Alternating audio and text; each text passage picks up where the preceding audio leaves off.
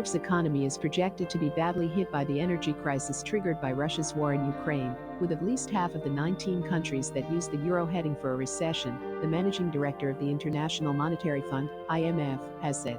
The horizon has darkened significantly over the last year.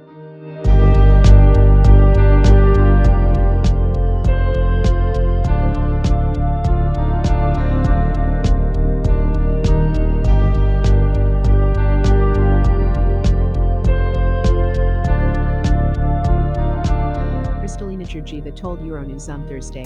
1 year ago, we were recovering from COVID, and we finished with over 6% global growth.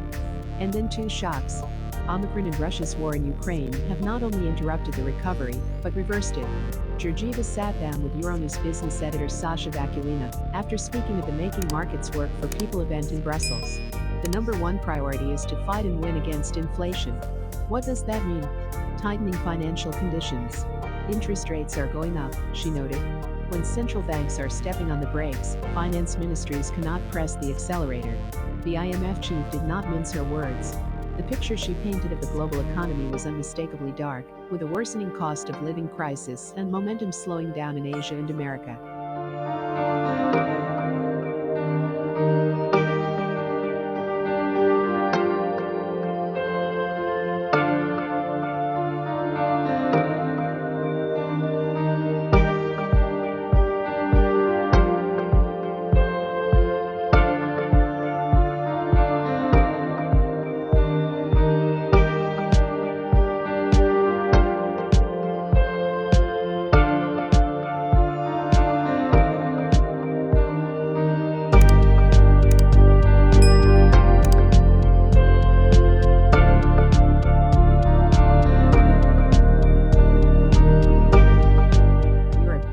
Is even bleaker.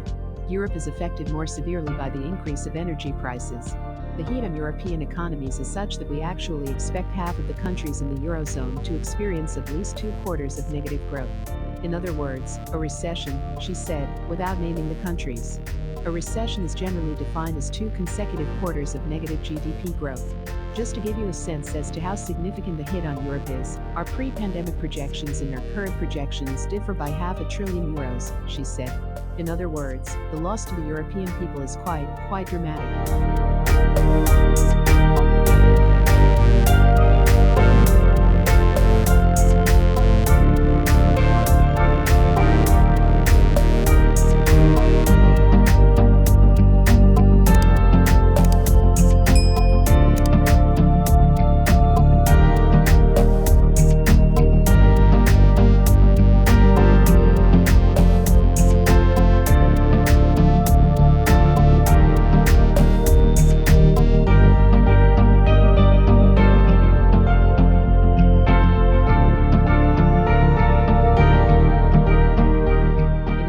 Outlook, the IMF estimated the Eurozone to expand by 3.1% in 2022, but just by a meager 0.5% in 2023. Next year, Germany and Italy are projected to post -0.3% and -0.2% rates, respectively. 2023 will be tougher than 2022. Georgieva praised EU policymakers for providing targeted, timely and temporary support for households and companies under financial stress, and said the main focus should remain on energy savings to rebalance the supply-demand mismatch. But great challenges lie ahead. I am not going to sugarcoat it. 2023 will be tougher than 2022.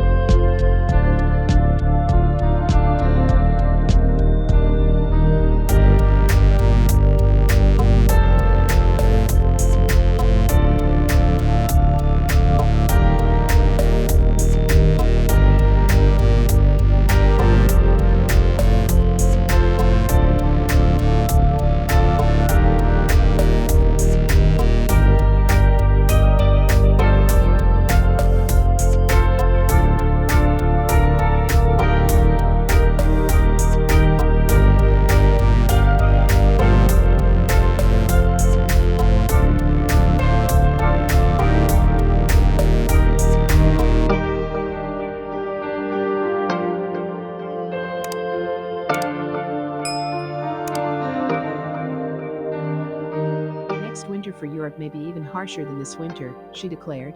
Why? Because European policymakers acted very swiftly to fill gas storage. If conditions remain as they are with Russia not providing gas to Europe, how's this gas storage going to be filled next year? The EU has surpassed 93% of capacity in its underground storage facilities.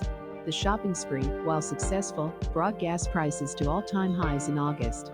But Georgieva did strike a note of optimism, arguing the current energy crisis will be a major boost for green technologies, in the same way the pandemic accelerated the digital transition.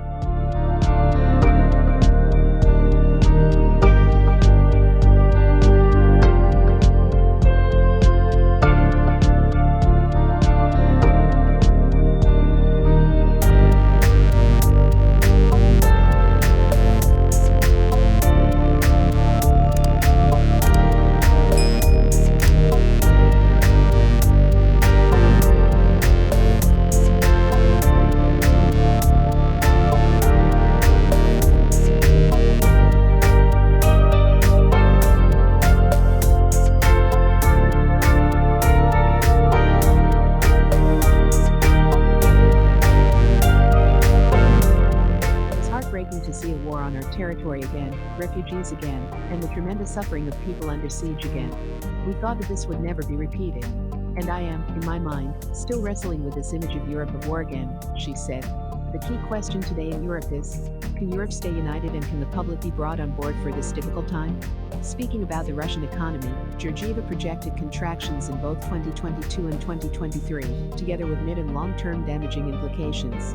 1. Russia is losing access to technology that would have helped the country to modernize and diversify its economy. 2. It is losing people. The outflow of Russians, especially highly qualified Russians, because of the war is hurting Russia, she said.